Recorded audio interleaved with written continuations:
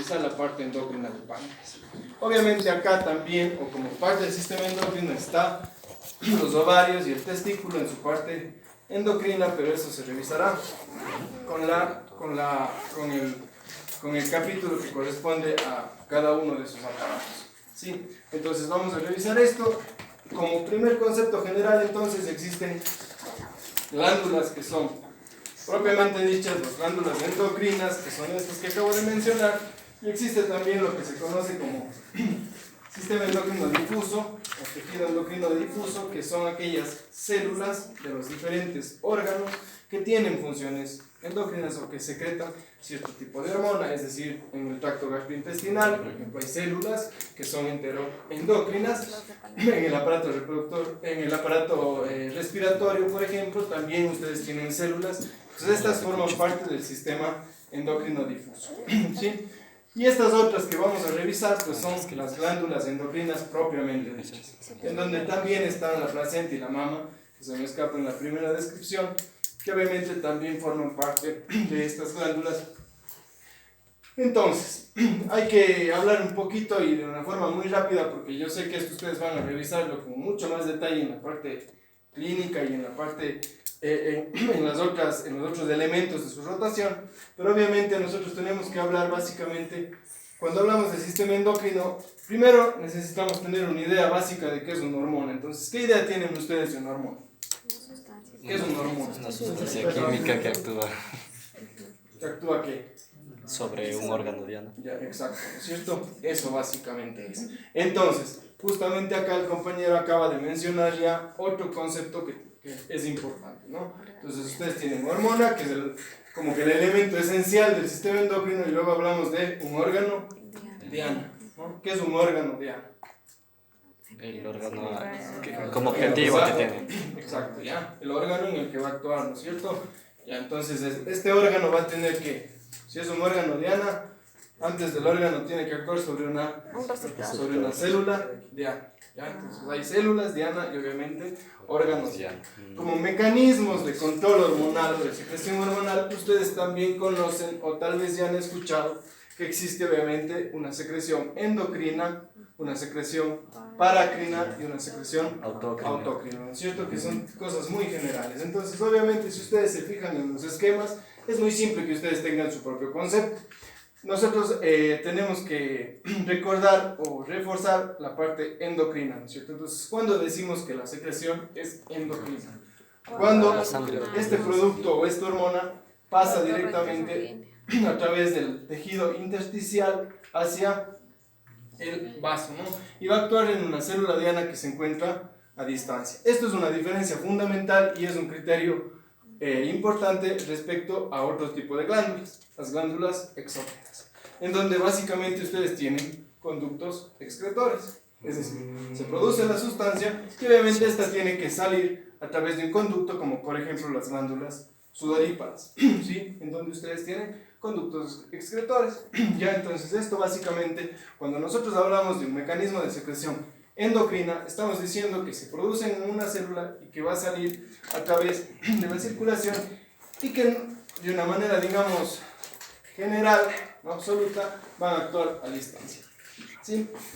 Cuando es parácrino, entonces ustedes ya pueden dar su propio concepto, es aquella en donde la sustancia o la hormona va a actuar en una célula vecina o en una célula cercana, y la autócrina son aquellas células que tienen su propio autorregulación, es decir, ellas mismas tienen su propio receptor, o sea, producen la hormona y actúan sobre ellas mismas. Entonces tenemos endocrino, parácrino y autócrino, ¿ya? Como parte de estas generalidades, obviamente ustedes pueden notar que aquí tenemos receptores. Entonces es el otro elemento que siempre tienen que recordar. Tiene que haber una hormona, tiene que haber una célula en donde va a actuar, pero esta célula tiene o debe tener un receptor. Y estos receptores pueden ser de superficie celular, como estos que estamos viendo aquí, o pueden ser pueden estar en el citoplasma o pueden estar en el núcleo, ¿sí? Entonces, como les veo, creo que son cosas que ya han escuchado o ya han visto en la primera clase. Entonces, simplemente, como a veces me toca empezar de cero, por eso es que tenemos esta partecita, simplemente para reforzar. Aquí está entonces el receptor. Esto es de superficie celular y estas son intracelulares, que pueden ser citoplasmáticas o pueden ser nucleares, ¿no? Este es el mismo esquema que vimos hace rato. Y esto de aquí es el tema de los receptores, ya complicándonos un poquito más. Simplemente vamos a hablarles la parte general para que ustedes cuando puedan revisar, por ejemplo en la histología de Ross, que este es tomado de ahí, obviamente tiene esta introducción, a pesar de que ustedes pueden decir, es un libro puramente de histología, pero obviamente para entender siempre tenemos que iniciar por ahí. Entonces obviamente tenemos receptores de superficie celular, que aquí está representado en verde, y obviamente tenemos otros que son citoplasmáticos y otros nucleares. Entonces, como ustedes pueden ver, los mecanismos se nos complican un poquito, pero obviamente tenemos el receptor de superficie celular que va a activar a un segundo mensajero. ¿A través de qué? A través de una proteína G. Este segundo mensajero obviamente va a producir la respuesta en esta célula que correspondería a la célula diana, y esta respuesta a su vez puede ser a través de apertura o cierre de canales en la membrana, puede ser a través de síntesis de nuevas proteínas en el núcleo, o puede ser a través de estimulación en los órganos como retículo endoplasmático, complejo de Golgi. ¿Sí? Mecanismo de señalización de superficie celular. Entonces ustedes tienen ciertos tipos de proteínas como los péptidos, por ejemplo, que tienen este mecanismo, ¿no? Y otros en donde obviamente tienen, digamos, entre comillas, doble señalización, una señal citoplasmática para a su vez activar una señal nuclear, y esto generalmente va a dar como respuesta síntesis de ARN mensajero para producción de nuevas proteínas. Esa va a ser la respuesta de esta célula diana. Como ustedes ven, hay otras hormonas, como las hormonas esteroides, en donde básicamente se ha visto que el mecanismo es el mismo, ¿no? Solamente que aquí tienen estos espacios llamados caviolas, en donde está el receptor, y obviamente el mecanismo es el mismo, activación de un segundo mensajero a través de una proteína G. Las respuestas son similares, ¿sí? Entonces esto es así de una manera generalísima cómo actúan los mecanismos de señalización, y obviamente esto vamos a pasarlo, los tipos de hormonas químicamente. Entonces ya habíamos dicho péptidos, esteroides y los análogos de aminoácidos. ¿Por qué es importante estas generalidades? Porque como ustedes ven, dependiendo del tipo de hormona que sea, tienen sus mecanismos de señalización, como acabamos de ver. Como acaban de ver ustedes aquí. Entonces hay péptidos que trabajan así, y básicamente los glucocorticoides o los esteroides que trabajan así. Una idea que se me quedó, si ustedes se fijan acá, hay algo más, sobre todo en esta parte, en relación con estos de aquí. Estos llegan solitos, estos llegan con una proteína transportadora. Ese es otro criterio que es importante, ¿no? Hay hormonas que necesitan proteínas transportadoras, que son hormonas más complejas, y otras que no las necesitan y que obviamente llegan directamente hacia sus receptores. Ya, entonces estos eran los tipos de hormonas, y estos simplemente son los ejemplos con los nombres propios para que ustedes... Espérense que aquí quería el otro cuadrito, ¿no? Entonces, si ustedes se fijan, esto simplemente es la descripción de estos sistemas que les acabo de mencionar, ya con sus nombres propios. Entonces, por ejemplo, para los péptidos, ciertas catecolaminas tienen ustedes un receptor de superficie celular que activan al segundo mensajero a través de esta proteína G. Entonces, ¿cuáles son los segundos mensajeros ya con nombres propios? Aquí están. Son esos peos que uno nunca quiere leer y nunca quiere acordarse. AMP cíclico, GMP cíclico, tirosina sinasa. Entonces, como ustedes ven aquí, por ejemplo, la insulina, entonces tiene un mecanismo de superficie celular con un segundo mensajero, que es, el segundo mensajero es la tirosina sinasa. Entonces, esto es simplemente para que ustedes se familiaricen con estos conceptos y con estos sistemas, ¿ya? Básicamente es eso. Cuando hablamos de los intracelulares, básicamente es lo mismo. Aquí están ejemplos: las hormonas esteroideas, la vitamina A, ciertas hormonas, las hormonas tiroides. Obviamente hay algunas que son de citoplasma y otras que son de núcleo, en donde los ejemplos las clásicas son los estrógenos, la progesterona, tienen un receptor en el núcleo, y que obviamente a nivel del núcleo, si ustedes se quieren complicar un poquito más, el receptor nuclear se va a dividir en nuestras tres porciones. Una carboxiterminal que se une a la hormona, una unión propiamente al ADN y una parte aminoterminal que es la región reguladora. ¿Sí? Listo. Hasta ahí las generalidades, ¿ya? El último concepto que tal vez es importante mencionarles, aunque ustedes, vuelvo a repetir, de ley van a hablar de esto, es el retrocontrol positivo y retrocontrol negativo. Ya les dijeron eso, qué es el retrocontrol negativo y qué es el retrocontrol positivo. El positivo es negativo para inhibir. Positivo era cuando se producía algo y eso hacía que se produzcan más de la Y sustancia. el negativo, Cuando se producía algo y ¿cierto? Cuando la respuesta en la célula diana es inhibir, ese es negativo. Y cuando es aumentar, pues eso es positivo. ¿Cuál es el más habitual? negativo. El negativo. ¿Ya? Y de eso hay muchísimos ejemplos, ¿no es cierto? Sobre todo de las hormonas hipofisarias, en la tiroides también. Básicamente tienen muchos ejemplos a lo largo del sistema endocrino. Ahora sí, las generalidades que me interesan y estas diapositivas fueron agregadas para el nuevo semestre, a ver cómo nos va con el entendimiento de esto primero. Entonces, estas son las generalidades ya propiamente para la parte de morfología microscópica.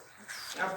Entonces, ¿qué quiero antes de empezar a hablar de la hipófisis y decirles así se ven las células dispuestas así? Ustedes tienen esta clasificación básica que en algún punto de su carrera ya debieron haberlo visto.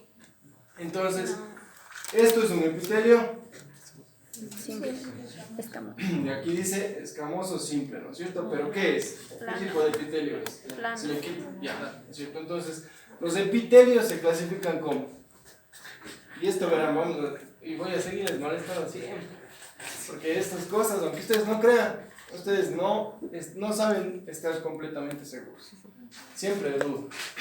Y esto, si logramos que de esto salgan seguros, créanse que es mucho más importante que puedan reconocer en una placa suelta que se trate de, qué sé yo, de la hipófisis, de la paratiroides. ¿Ya? Entonces, los epitelios se clasifican por la forma de las células en que En plano. Cilíndrico. es plano, cilíndrico y cúbico. ¿Ya? Y por el número de estratos Sí. Simple, estratificado y y estratificado. estratificado. ¿Cierto? Ya, entonces, en un epitelio estratificado, ¿cuál es la capa que le da el nombre al epitelio? Que un epitelio estratificado, la última, ¿cierto? Ya. ¿Por qué se dice que un epitelio es plano? ¿Cuál es la característica o qué es lo que a ustedes les hace decir, esto es plano? Vean estas fotos. La forma de la célula, ¿eso qué quiere decir? Que es mucho más ancha que alta, ¿no es cierto? ¿Ya? Aquí está su núcleo y este es su citoplasma. Entonces, ¿cuál es un epitelio cúbico de los que están aquí?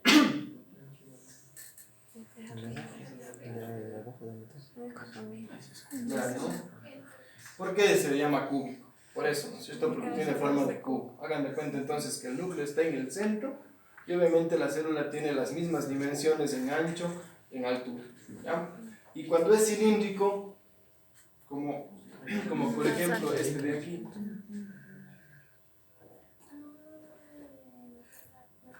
es mucho más alto, ¿no es cierto? Es mucho más alto que ancho. Entonces esto de aquí es un epitelio cilíndrico. ¿Ya? Y esto de acá. Otra cosa, cilíndrico es lo mismo que columnar. Son cosas que luego en los textos ustedes leen y se confunden. Ya, entonces, cilíndrico es lo mismo que columnar. Esto es pseudoestratificado.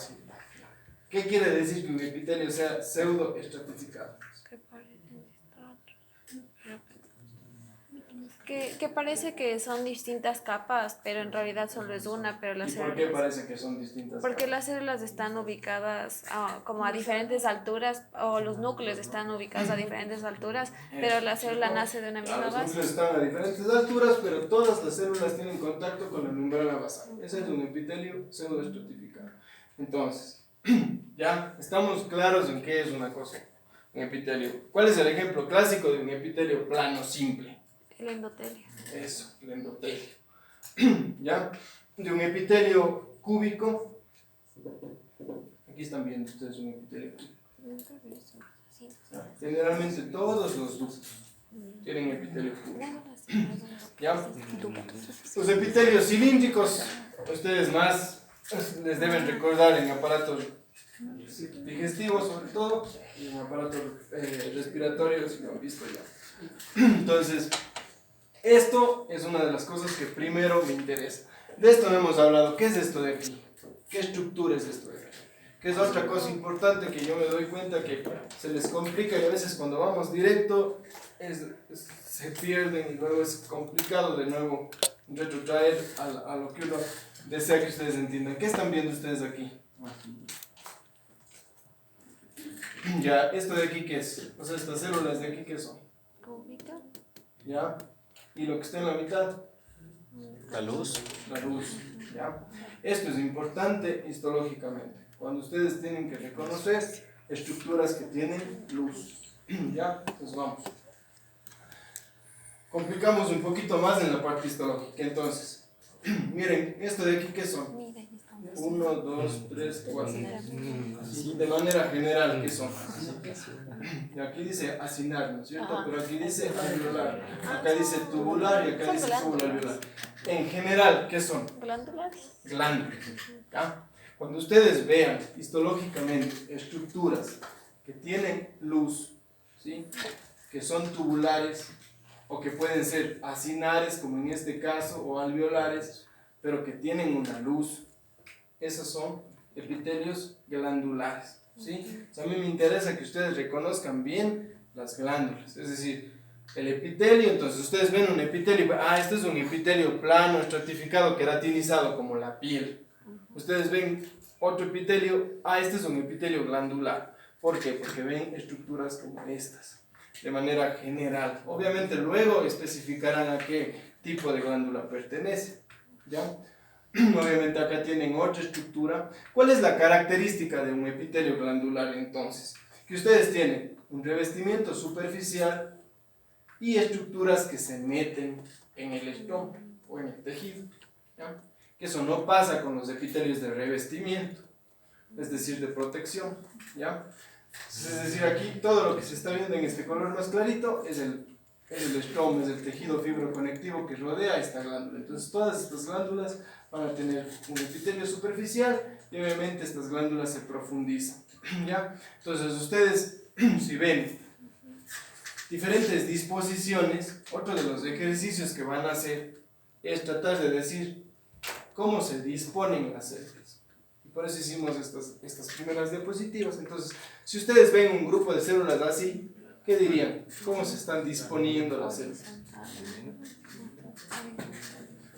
Disposición de la célula. Es un nido, es una hilera, es un cordón. Ya, ¿cierto? Esto es importante, ¿ya? Porque luego ustedes van a leer en los libros, por ejemplo, que la hipófisis, en la hipófisis anterior hay nidos y cordones de células, ¿ya? Entonces obviamente cuando vean las fotos les parece todo y no logran distinguir exactamente dónde está. Igual pasa con la corteza suprarrenal, como ya vamos a ver. Entonces vamos a intentar dejarles estas imágenes que obviamente son bastante básicas y elementales a diferencia de lo que van a ver en los tejidos, pero que ayudan. ¿Sí? Entonces, si ustedes ven una disposición de células, ¿sí? Están formando un cordón, pero si ustedes ven así, esto simplemente es un nido, ¿no es cierto? Porque es no están haciendo nada, pero sí están como juntitas haciendo un grupito.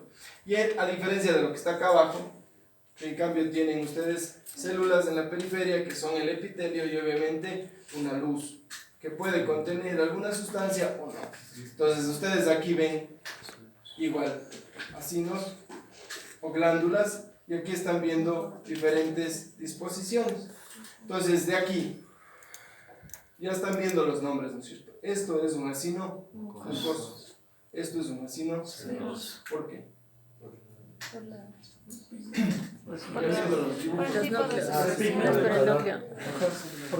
¿Cuáles son las características para decirlo? Es el núcleo, la posición del núcleo. Eso es, la posición del núcleo, ¿no es cierto?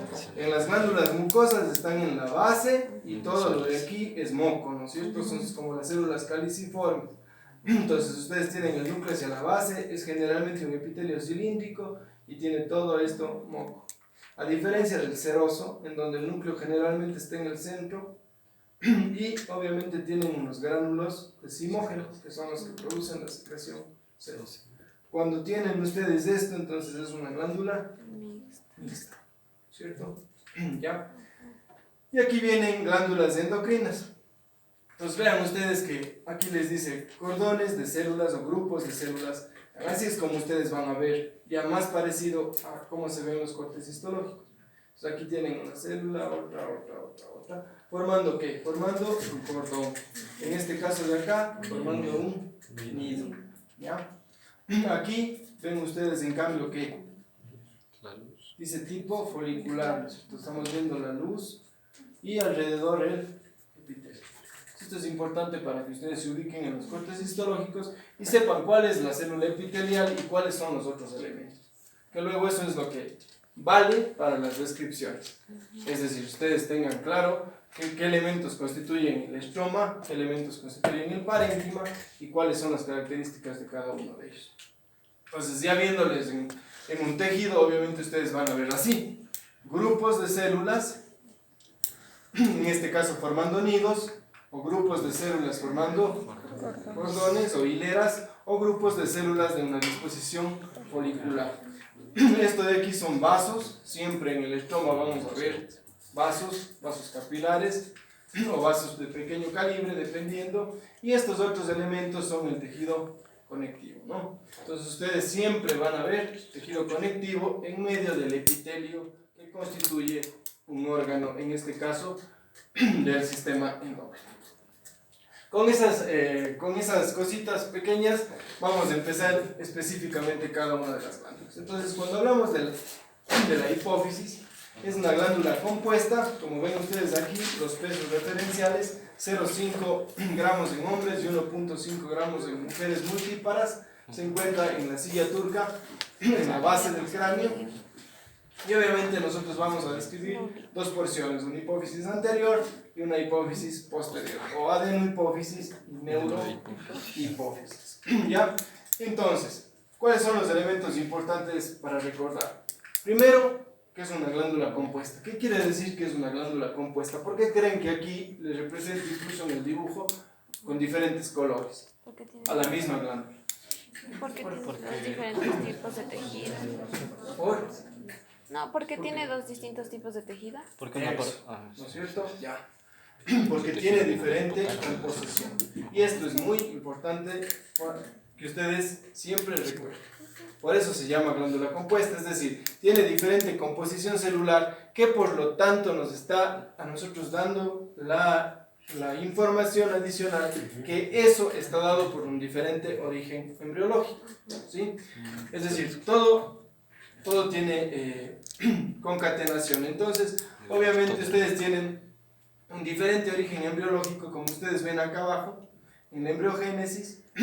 Están viendo cómo se forman estas evaginaciones del embrión, cómo se forma la hipófisis, y ustedes están viendo que la adenohipófisis viene del tejido de la orofaringe, mientras que la neurohipófisis es del neurotodermo. Entonces, si ustedes se acuerdan, pueden acordarse de diferentes maneras. Pueden acordarse si se van desde la embriología, entonces obviamente si viene del ectodermo de la orofaringe, va a ser un tejido de origen epitelial, glandular, la adenohipófisis, por eso se llama adenohipófisis. Mientras que la neurohipófisis es un tejido que se origina en el neuroectodermo, en el piso del tercer ventrículo, y esto obviamente tiene una composición nerviosa. ¿Sí? Entonces, en una parte o en un componente de la hipófisis, histológicamente van a ver epitelio glandular y en la otra fibras nerviosas. ¿Sí? ¿Por qué? Por esto que acabamos de decir. ¿Ya? La otra cuestión es que, ¿por qué creen que pesará más en las mujeres? Porque producen más hormonas. Específicamente, ¿cuál? Si dicen mujeres multíparas. Las cortitropoderas. no, la coordinado ¿Qué tropical. significa Coreánico. multípara? Multípara. que ha tenido 2 o más patrones, ¿cierto? Entonces, obviamente, como van a ver ustedes aquí en la hipófisis se produce prolactina, y obviamente hay una hipertrofia, hiperplasia de las células productoras con cada uno de los embarazos, y esto hace que obviamente la glándula sea más grande. Nos complicamos un poquito más y le vamos a subdividir a cada una de las porciones. Entonces, en primera instancia ya teníamos adeno y neuro. Ya sabemos cómo vamos a encontrar la composición. Ahora, la adenohipófisis, que se origina, como les había dicho, en este remanente, tiene una porción distal, una porción intermedia y una porción tuberal. Entonces, aquí ven ustedes la porción distal. Esta partecita de aquí corresponde a la porción intermedia, y la parte que está rodeando el infundíbulo, eso corresponde a la porción tuberal de la adenohipófisis. La adenohipófisis tiene esas 3 porciones, y la neurohipófisis a su vez se subdivide en la porción nerviosa, que es la más grande, en este color rosa más pálido, y la porción del infundíbulo, que es la que se comunica con el hipotálamo, a través de aquí en la eminencia media y su relación con el hipotálamo. Entonces tenemos 3 porciones en la adenohipófisis y 2 porciones en la neurohipófisis. El otro elemento que de aquí en adelante van a recordar para todos los órganos endocrinos es que todos tienen una rica red vascular de capilares fenestrados. ¿Esto qué quiere decir o por qué? Por justamente lo que habíamos hablado en la segunda diapositiva del mecanismo, ¿cierto? Si decimos que estamos hablando del sistema endocrino, ¿qué necesitamos?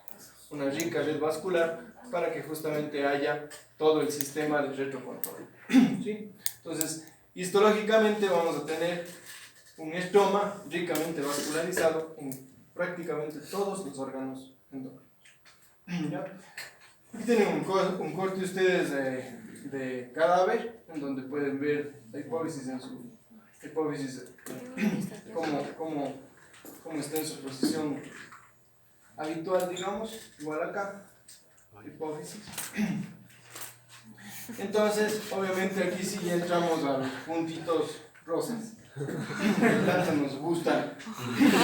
Entonces vean ustedes que ya con lo que hablamos, lo primero que nos interesa que ustedes puedan diferenciar es los componentes, ¿no es cierto? Entonces básicamente si ustedes ven esta panorámica de 4X o 2X probablemente, ¿qué es lo primero que les llama la atención en esta histología? Que obviamente no permite ver mayores detalles porque es una panorámica. ¿Qué es lo primero que les llama la atención? La transición de epitelio. Ya, tienes una transición básicamente de ¿qué? De color, ¿cierto? De tonalidad de la hematoxilineosina. Pues hay una zona que es más pálida, digamos así, y hay una zona que es más intensa, más eosinófila, ¿no es cierto? Ahora, ¿qué más les llama la atención? Desde la panorámica. ¿Cuál podría ser otra diferencia? ¿Dónde tiene luz? ¿Aquí arriba? Pero esto es tejido fibroconectivo de la parte ya más de arriba de la hipófisis. Yo pensé que decías esta parte de aquí. ¿Esto qué parece? Así como dar una forma. Dos núcleos, no sé. Parece una pisada. Y estos espacios de aquí. Yo sé que ahorita va a estar más complicado para ustedes, pero poco a poco nos vamos a ir entendiendo y familiarizando. Entonces, otro de los mensajes. Quiero que se acuerden que las cosas siempre tienen que verles desde la panorámica, ¿ya? Eso es otra cosa importante. No se acostumbren a ponerle más aumento y más aumento y más aumento, porque en la célula no va a estar la respuesta a lo que ustedes están observando, sino en toda la arquitectura. Entonces, cuando ustedes van a describir una arquitectura, tienen que justamente hablar de qué tipo de epitelio les parece, o de qué tipo de célula, de qué tipo de composición celular están viendo y cómo se dispone, ¿sí? Entonces, aquí lo más evidente obviamente es que hay una diferente tonalidad, y así mismo sí suele verse esta diferencia de tonalidad, pero lo otro es que aquí, donde ustedes le ven, digamos, adivinando ¿Cuál creerían que es la parte epitelial y cuál es la parte nerviosa? Nervioso. A ver, esta epitelial y esta Nervioso. ¿por qué? Está bien, ahora díganme ¿por qué? Vascularización. ¿Por qué tienen esa impresión? Porque se ve más vascularizada la parte epitelial. ¿Dónde están los vasos? Ya va. Estos chiquitos, ¿no? Verán que la foto, o sea, obviamente la foto no es muy buena, que digamos, pero... Ya, entonces vamos al siguiente paso. Sí, yo en las primeras obviamente les voy a ayudar más y voy a ir propendiendo a que ustedes se vayan soltando. Equivóquense, no hay problema, ¿sí? Yo no tengo problema de que hablen tonteras ya. No importa, yo quiero que ustedes vayan perdiendo el miedo de la histología, ¿sí? Porque obviamente es un tema que yo sé que se les complica, que no, a veces no tienen las palabras de lo que quieren decir. Esa es la idea, que vayamos ejercitando un poco el criterio histológico para que ustedes puedan desarrollar un poquito más y no se quede solamente así en esto que siempre se nos ha quedado, ¿sí? Del hecho de ya pasar y ya uno se olvida completamente, ¿sí? Entonces, volvemos, está bien, ¿sí? Entonces, ¿yo qué les podría decir de esto que ustedes acaban de mencionar? Que obviamente aquí hay menos celularidad, es un tejido que está más homogéneo y que aquí obviamente yo veo unas estructuras que tienen una morfología más bien alargada, ¿sí? O sea, esto sí me da el aspecto como que fuera fibrilar, diferente de este de acá, en donde yo puedo distinguir algunos como niditos o aglomeraciones de células, ¿sí? Entre todos esos espacios blancos, miren aquí, este de acá, este de acá, ¿sí? Entonces, esto es el aspecto epitelial, ¿ya? Un aspecto epitelial frente a un aspecto de fibras, ¿cierto? Obviamente aquí estamos diciendo que es la neurohipófisis, entonces ya sabemos que van a ser fibras nerviosas. Pero si ustedes vieran esto en otro contexto, ustedes podrían decir, ah, esto es fibras. O sea, esto no es epitelial, a eso me refiero. Y si ustedes ya saben que no es epitelial, ¿qué les queda? O es fibroconectivo, o es fibras musculares, o son fibras nerviosas. ¿Ya? Nuevamente, ya una imagen más bonita. Entonces, ¿cuál es la parte de la adenohipófisis? Esta, ¿cierto? Y esto es neurohipófisis. ¿Ya ven? Ya saben la hipófisis, ya nos podemos ir. Entonces, vean ustedes de nuevo, recapitulen estos aspectos. Obviamente, acá tenemos, tal vez de una manera un poquito más clara, la presencia de estos nidos, ¿sí? Todo esto está como lleno de nidos. Obviamente aquí vemos diferentes estructuras, incluso podríamos decir nidos y cordones si nosotros dibujamos estos cordones así, o aquí por ejemplo, ¿sí? Entonces, esto es un epitelio glandular, o es un tejido con un aspecto epitelial. Frente a esto de acá, en donde, ¿cuál es una de las cosas fundamentales para que ustedes puedan decir que es un epitelio? Que sí se puede distinguir, así sea vagamente, los límites celulares. Eso es una diferencia. Cuando ustedes ven fibras, aquí yo no les puedo, yo me estaría inventando si les digo, aquí está la una, aquí termina, aquí está el punto justo, y este es el núcleo. ¿Sí? Porque no es así. Obviamente los citoplasmas se solapan unos con otros, y obviamente yo me guío sí por los núcleos para poder identificar más o menos la ubicación de las células y cómo se están disponiendo. Mientras que acá, o sea, obviamente yo tengo, por ejemplo, puedo distinguir este nido, puedo distinguir este de acá, y obviamente ahí sí, si yo le pongo más aumento, yo puedo distinguir las células. ¿Sí? Yo puedo verles de mejor manera los núcleos que son núcleos redondos y obviamente el citoplasma de cada una de estas células. Entonces, obviamente acá viene otra cosa que siempre van a tener que recordar. La célula es núcleo y citoplasma. Es otra cosa que cuando ven las placas se olvidan y es como que solo los núcleos les llaman la atención, que quieren verles solo al núcleo. Entonces, obviamente, ustedes siempre tienen, ¿por qué? Porque los tejidos, y generalmente cuando se habla de macroxilina y eosina, les vamos a decir si se ve eosinófilo, si se ve basófilo. Entonces, cuando se habla de eso, se habla de la coloración del citoplasma. Porque los núcleos siempre van a ser el mismo color. Siempre van a tener este color morado o azulado, como quieran ustedes, oscuro. ¿Sí? Lo que va a variar en ciertas disposiciones, en ciertos órganos, es la coloración del citoplasma, como aquí específicamente en la adenohipófisis, en donde vamos a tener células acidófilas, células basófilas y células cromóforas. Me parece que quiero moverle un ratito. Ya. Entonces, obviamente, una vez que nosotros ya podemos ver el tejido, tenemos idea de la parte epitelial, de la parte nerviosa, obviamente nos toca especificar un poquito más de la composición de la adenohipófisis. Sí, entonces obviamente ustedes saben que en la adenohipófisis se van a producir ¿cuáles hormonas? La hormona de crecimiento, la somatotrofa, la lactotrofa, la corticotrofa. ¿La dopamina? ¿Seguro? No. No. Era... No. Tienen entonces ustedes las gonadotrofas y ¿cuál me falta? La tirotrofa. ¿Ya? Entonces tienen ustedes 5 precursores, 5 sustancias que se van a producir en la adenohipófisis. Que obviamente ustedes la parte funcional y todo el eje hipotálamo hipofisario lo van a revisar con más detenimiento y con más detalle en la parte fisiológica funcional, pero obviamente aquí nosotros vamos a aprender a reconocerles y saber la composición normal, o sea, lo que esperamos encontrar, ¿cierto? Entonces ustedes primero tienen que saber y acordarse, ¿no es cierto?, cuáles son. Pues, somatotrofa, lactotrofa, corticotrofa, tirotrofa y las gonadotrofas. ¿Ya?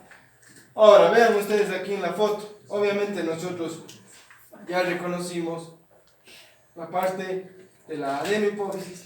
Nos acercamos a la parte de la adenohipófisis y encontramos esta composición celular. ¿Cuáles creen que son las acidófilas? Las más rosadas. ¿Las más? Rosadas. Eso, ¿no es cierto? Cuando decimos acidófilo quiere decir más rosado, ¿no es cierto? Más rojo.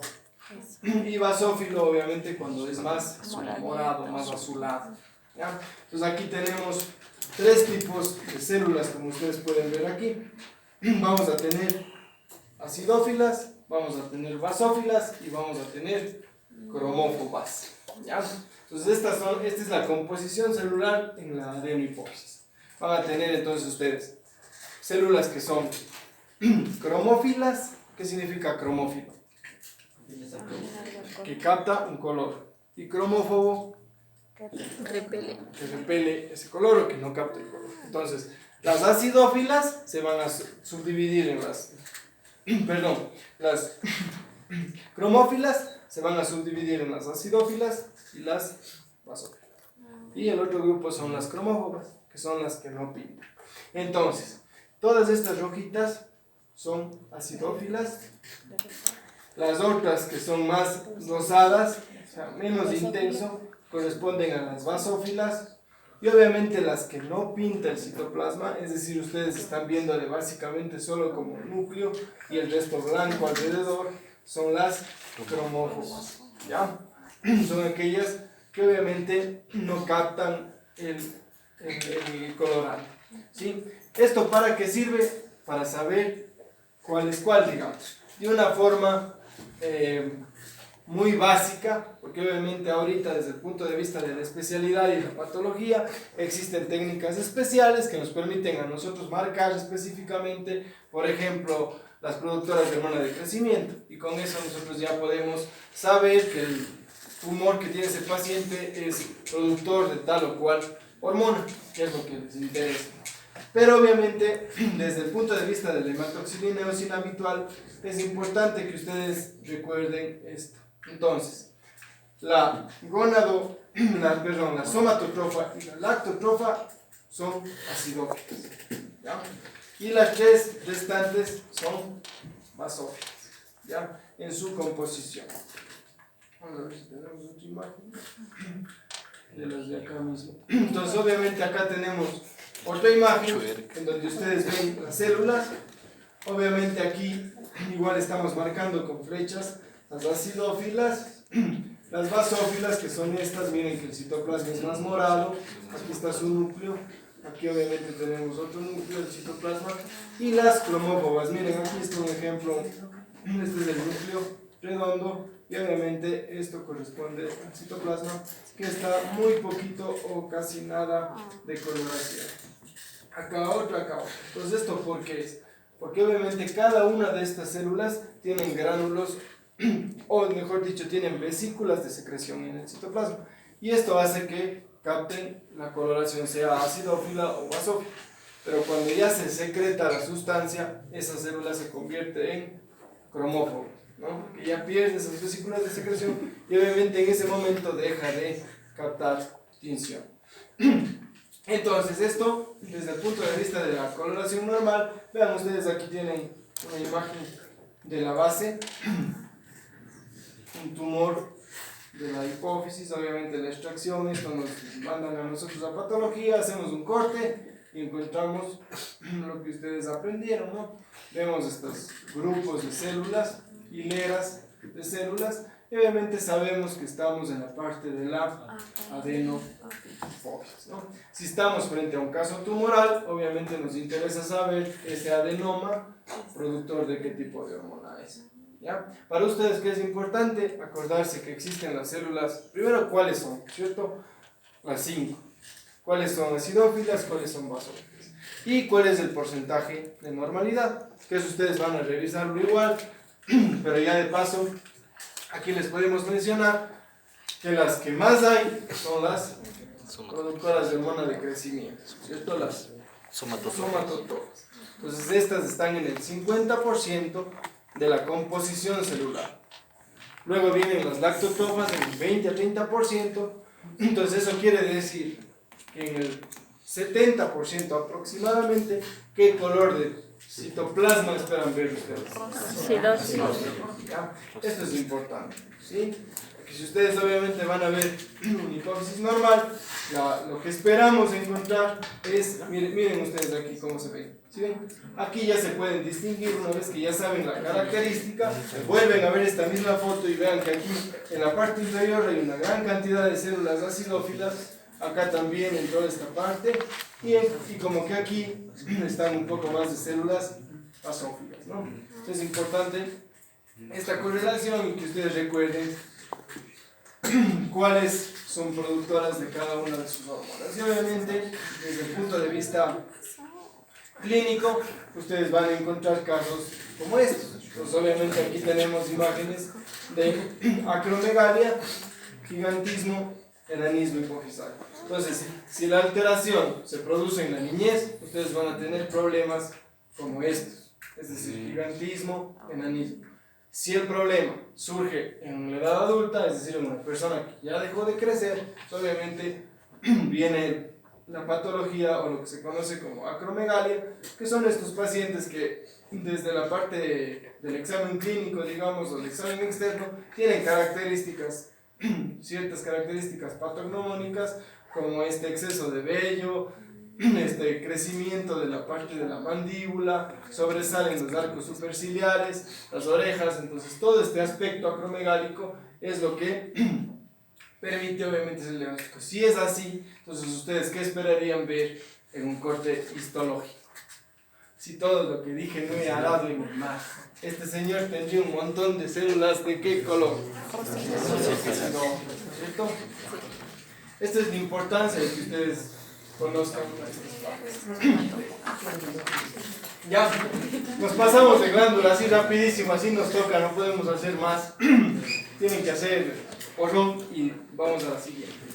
Entonces, cuando hablamos de las tiroides, ustedes, esta glándula obviamente, como que estamos más familiarizados con las tiroides, se encuentra en la parte anterior del cuello, como ustedes ven aquí, constituida por dos lóbulos laterales y el istmo con esta forma de H.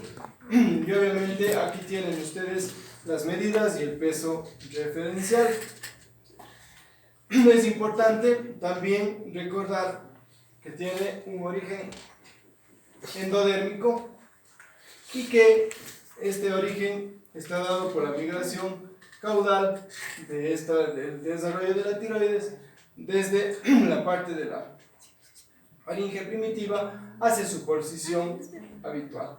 Esto porque es importante por esta hilerita que ustedes ven aquí que se llama ducto tirogloso. Entonces este ducto tirogloso se atrofia una vez que termina, digamos, el desarrollo embrionario y obviamente podemos encontrar nosotros remanentes del ducto tirogloso en todo este trayecto. Y obviamente hay un lóbulo, digamos, si se puede llamarlo así, accesorio de la tiroides, que es el lóbulo piramidal, que es justamente el resultado de que se quede, digamos así, un pedazo del ducto tirogloso, y justamente es aquí, ¿sí? Es decir, ustedes tienen el lóbulo, un lóbulo lateral, el otro, obviamente el istmo, y aquí tienen así un pequeñito que corresponde al lóbulo piramidal, remanente del ducto tirogloso. Se dice que a las 14 semanas ya nosotros podemos identificar histológicamente con todos los componentes al tejido tiroideo. Entonces, vean ustedes esta imagen histológica de la tiroides. ¿Qué les parece? Ahí está la polla. Así igualito van a describir. De las imágenes que les mostré al inicio, ¿a qué se puede asemejar es esto? un epitelio simple. Y Simple cuboide. plano, no es cuboide.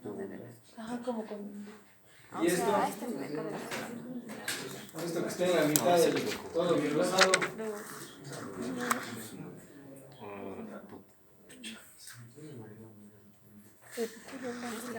Aquí, ¿qué les dice? Quistes. Estructura, o sea, son llamados folículos tiroides, pero son estructuras quísticas revestidas por un epitelio cúbico simple y que tienen coloide central. Entonces, ¿qué están viendo ustedes aquí? Un espacio hueco donde está lleno de esta sustancia rosada que se llama coloide, y este es el epitelio de revestimiento. ¿Sí? Entonces, volvamos a los inicios de la vida. ¿Qué es un quiste? Acumulación de líquido. Acumulación de agua. Eso, ¿no es cierto? Eso es lo que nosotros nos viene a la idea cuando nos hablan de quiste. Es una estructura que contiene generalmente líquido. ¿Sí? No siempre es un contenido líquido, fluido, puede ser pastoso si es un quiste de otra composición, pero es una estructura quística. Entonces ustedes están viendo aquí la representación histológica de eso. Es decir, si ustedes tienen así, hagan de cuenta una bomba de agua, ustedes les revientan y cortan una partecita de la pared, entonces ustedes van a ver el revestimiento y el líquido. ¿Sí? Entonces eso es lo que están viendo aquí. Están viendo una cavidad quística llena de líquido y el revestimiento epitelial. ¿Ya? ¿Qué tipo de epitelio es este de aquí? Como dice ahí, epitelio cúbico. ¿Ya? ¿Por qué entonces? Porque obviamente tenemos el núcleo en el centro y obviamente sobre todo en esta imagen, ¿ya? ¿Por qué siempre les recalco esto? Porque obviamente la descripción propia y de los textos nos dice, tal cual como ustedes ven ahí, folículos tiroideos llenos de contenido coloide, revestidos por un epitelio cúbico. Pero si ustedes ven esto de aquí y dicen que es cúbico, está mal. Que no es cúbico, ¿no es cierto? ¿Esto qué es? Plano. ¿Por qué? Entonces, ¿por qué pasa esto? Porque si está lleno de líquido y eso se estira, pues la célula también se estira. Y le vamos a ver aplanada a una célula que originalmente es cúbica. ¿Ya? Entonces, obviamente, si ustedes ven unos folículos llenos en un corte de tiroides, probablemente el epitelio no va a ser cúbico. ¿Ya? Al menos en toda la dimensión no va a ser cúbico. Habrá partes en las que se vea cúbico, sí, pero no en toda su dimensión. Entonces, la histología de la tiroides, una vez que ya lo vean por primera vez, es poco confundible porque es bastante característico, como ustedes ven aquí. Entonces, nuevamente, solamente vamos a ver unas imágenes más. Ya se dañó ahora sí. Lástima. Bueno, ya el resto revisarán. Voy a hacer el cambio. Te puedes pasar eso. Las clases. Ay, me hablan.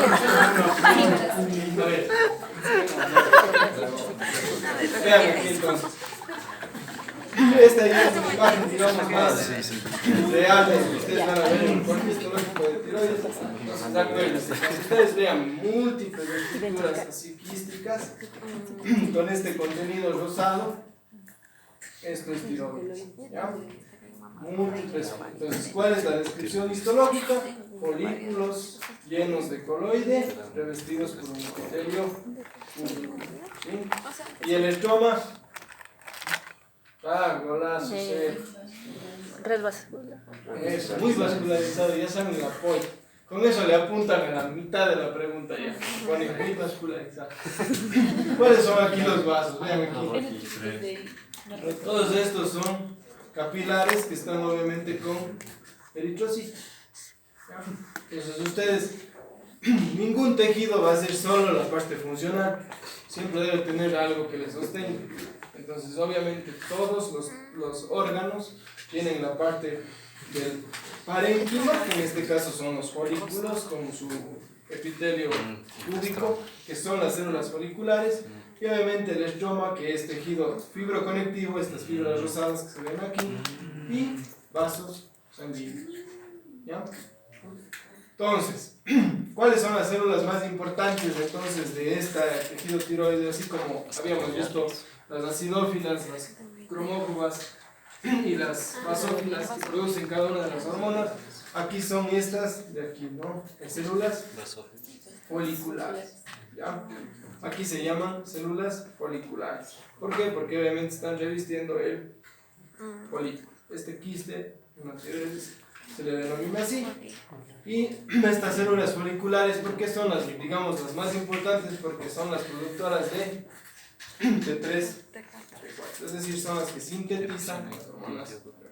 Entonces ahora viene la explicación de por qué la tiroides se ve así. Entonces ustedes pueden decir, ahora ya pueden decir, cuando vean un corte histológico así como este, que tenga múltiples folículos y espacios así, pueden decir facilito, se trata de la tiroides. Dicen, ¿por qué es así? Entonces ahí ustedes tienen... Vamos a regresar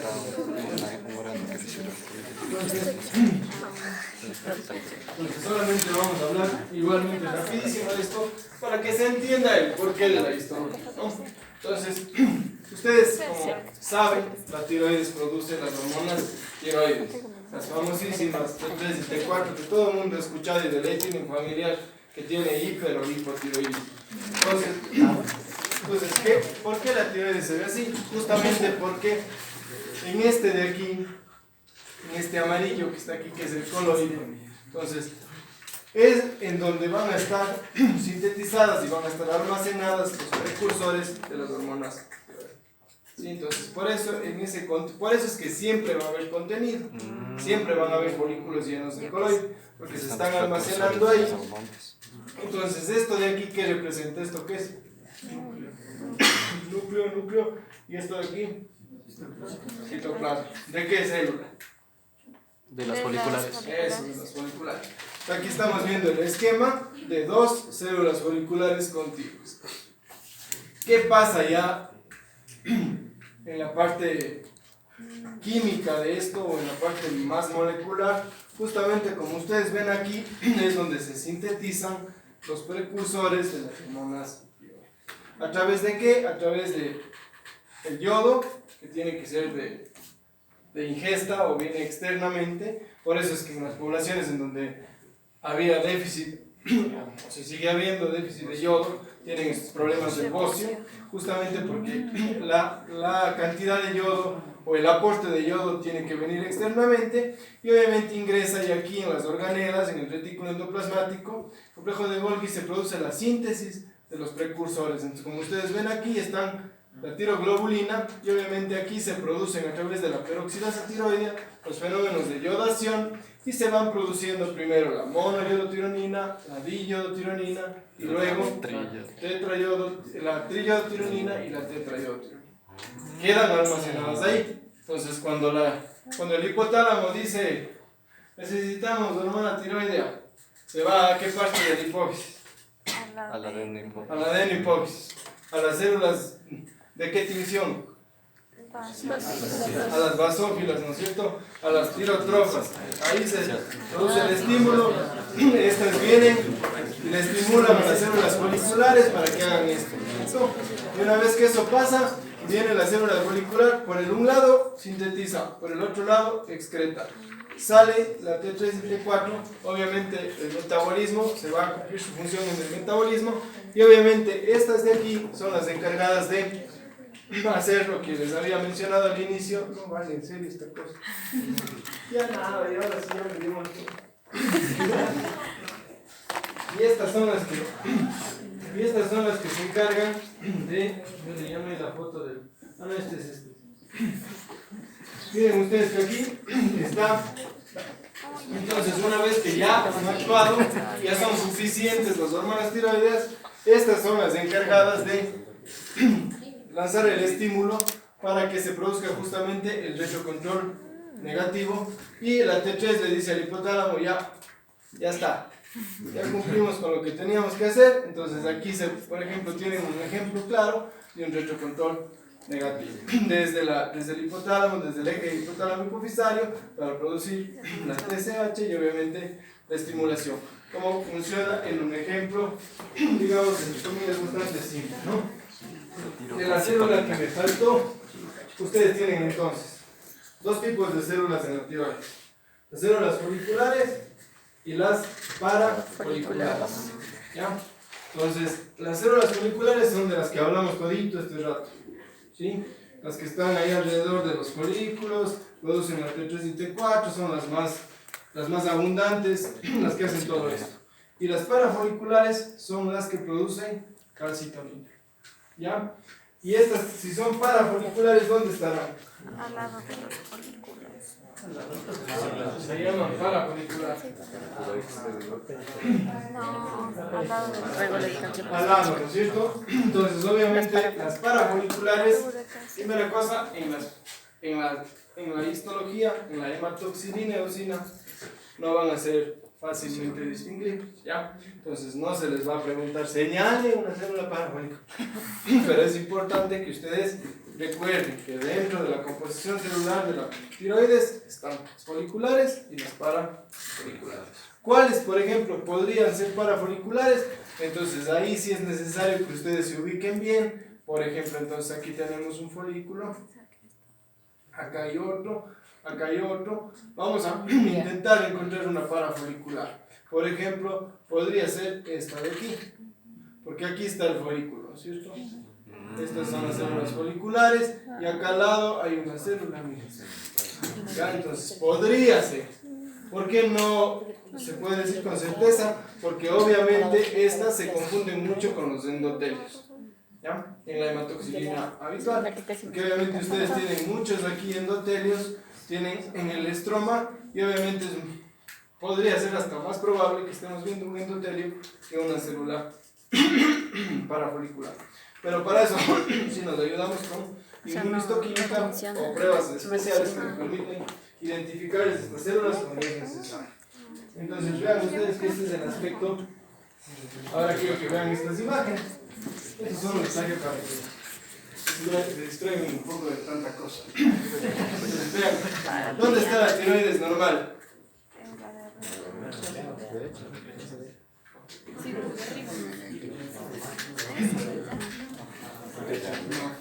En esta imagen de aquí. A ver, anímense, pasen a señalar en esta imagen de aquí cuál es la parte normal. Eso. Es que eso se ve. Esto que estoy señalando ahorita sería lo normal, lo que está alrededor, ¿no es cierto? Y vean esta bolita. bien que no se parece al tejido tiroideo normal. Otro de los elementos importantes del por qué se les da estas cosas, ¿ya? Aunque esto obviamente se sale de la parte general, pero es simplemente para que ustedes conozcan. Esto es un carcinoma papilar de tiroides. Esto es un cáncer de tiroides. ¿Cuál es la idea? Uno aprende así. Aprendes a reconocer todo lo normal y el primer ejercicio que uno hace es no saber cuál es el diagnóstico, es simplemente saber que eso está fuera de lo normal. ¿Sí? Porque no creas, eso es un elemento muy importante, porque si vos sabes que eso ya se salió de lo normal, obviamente vas a estudiar, vas a buscar, vas a investigar para saber qué es. Entonces, el primer elemento importante es eso. Si ustedes se fijan en esta arquitectura, no tiene nada que ver a lo que aprendimos, se ve diferente. ¿Y por qué se llama carcinoma papilar? Porque justamente hace como unas papilas, hace como unos deditos. Vean, aquí voy a dibujar aquí. Y tiene este centro de aquí. Entonces, esto es un carcinoma papilar de la tiroides. Cuando ustedes se acercan a la célula, a diferencia de la célula que veíamos antes, que tenía un núcleo bonito, redondito, este tiene unos núcleos grandotes, muy feos, de diferente tamaño, que los bordes están irregulares. Entonces, esto es un cáncer. ¿Sí? Y obviamente en la macro, o sea, en la pieza histológica es esto, ¿no? Así recibimos la tiroides nosotros. Vean que todo lo que se ve más oscuro, como rojo o pardo más oscuro, es lo normal, así debería verse la tiroides. Y toda esta zona de aquí blanquecina es el cáncer.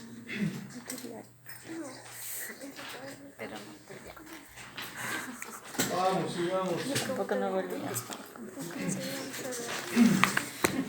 La paratiroides. La paratiroides, como su nombre lo dice, obviamente se ubica junto a la tiroides o paratiroides. ¿Sí? Son 4, como ustedes ven aquí, hacia la parte posterior. Entonces, ovoides, macroscópicamente son pardo amarillentas y obviamente están adosadas al tejido tiroideo. Por esto es a veces difícil tener el tejido puramente aislado de la glándula paratiroides porque están bastante adosadas al tejido tiroideo. La composición, como vamos a ver, son nidos de células, algo parecido a lo que vimos en la adenohipófisis, pero acá vamos a distinguir una gran cantidad, o vamos a distinguir tejido adiposo, y esa es una característica que a ustedes les va a permitir diferenciar. Como ustedes pueden ver aquí, existe una sustitución por grasa con el tiempo que puede alcanzar hasta el 70% en la glándula paratiroides. Es decir, entonces, vamos a ver, mucho tejido adiposo y en medio de ese tejido adiposo, islas de células, ¿sí?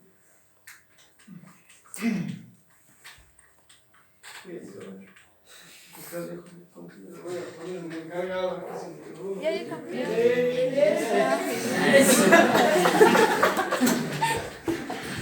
Ahí está. Entonces, vean ustedes que acá vamos a tener lo más difícil para ustedes en esta parte del ciclo, porque obviamente aparte de distinguir en las fotos histológicas que a veces se ponen nerviosos y se ofuscan en la descripción, es acordarse de los nombres, ¿no? Es decir, acordarse de los tipos celulares en cada una de las glándulas, ¿ya? Porque a veces confunden los nombres del uno con los nombres de la otra. Entonces esto es importante, que obviamente en cada una de las glándulas, como ven, hay nombres específicos. Acá entonces vamos a tener igual 2 poblaciones celulares, las células principales, que son las más abundantes, y las células oxífilas, ¿ya? Que son las que tienen el citoplasma más rojo, más rosado. Entonces ustedes van a ver, ambas son células poliédricas, ambas tienen el núcleo redondo, ambas forman nidos, como están viendo ustedes aquí, en esta parte. Entonces en los extremos de esta fotografía tienen células principales en ambos extremos y en la parte central tienen células oxifílicas, que se ven más rosadas y un poquito más grandes, ¿ya? Más rosa el citoplasma. Entonces, las más abundantes, como les digo, son las células principales, que son las que regulan, almacenan y secretan el aparato hormona que tiene que ver con el metabolismo del calcio, ¿no? Las células oxifílicas no se ha descrito todavía una función propia específica, están descritas sí como parte de la composición de la glándula paratiroides, pero todavía no se conoce con exactitud cuál es su función. Son las otras, ¿no? las digamos, entre comillas, las más importantes, las células principales, que son las que regulan el calcio y el fósforo sérico. Básicamente, esas pequeñas cosas con respecto a la paratiroides, como ustedes ven, son nidos de células, que igual lo que más se suele confundir es con la adenohipófisis. ¿Ya? Entonces, una de las cosas, o una de las claves, es acordarse del tejido adiposo. ¿Sí? Si ustedes ven tejido adiposo maduro, y en medio de eso, nidos de células, eso es paratiroides. En cambio, en la hipófisis ustedes van a ver nidos de células y en otro lado la neurohipófisis. ¿Ya? Entonces, en la hipófisis siempre para poder decir que estamos viendo la hipófisis tenemos que ver los dos elementos. Así sea que estén rotos, pero van a existir los dos elementos. Mientras que acá, obviamente, vamos a ver las células principales por un lado y las células oxifílicas por otro lado. Miren esta foto. Ahora sí, descripción. ¿Quién se anima a decir qué es esto? Es el epitelio, la derecha es el epitelio. A ver. Es que Cada uno solito. A ver, dale. no, Sí. ¿Esto qué es? Esto es tiroides. para tiroides. Benito. Ya está. Entonces, vean lo que les dijimos. Cuando ustedes tengan así, no van a tener problema nunca. ¿Sí? Cuando tengan una parte del tejido tiroideo, y obviamente vean que cambia la arquitectura, y ustedes ven un montón de células que forman grupos apretados, pero son núcleos redondos, citoplasmas rosados, algunos un poco más claros, pero obviamente ustedes, lo que más ayuda aquí es ver la tiroides, ¿no? Entonces ustedes ven la tiroides y esto obviamente corresponde a tejido de la paratiroides.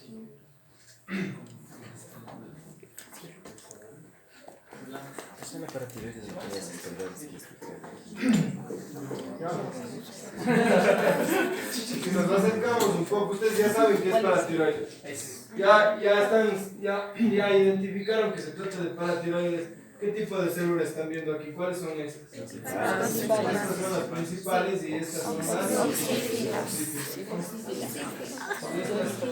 principales son las productoras de paratiroides. Listo.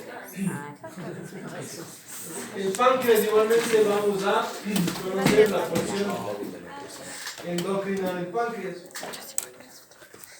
Entonces, como por ahí ya dijeron, todos los isótopos de Langerhans corresponde a la porción endocrina del páncreas. ¿Qué porcentaje es la porción endocrina del páncreas? 2%. ¿Ya? ¿Eso qué quiere decir entonces, chicos? Y acordarse de esto, siempre se equivocan.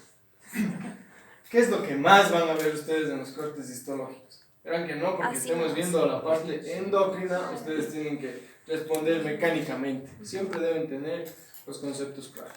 Si ustedes ven, van a decir, estoy viendo páncreas.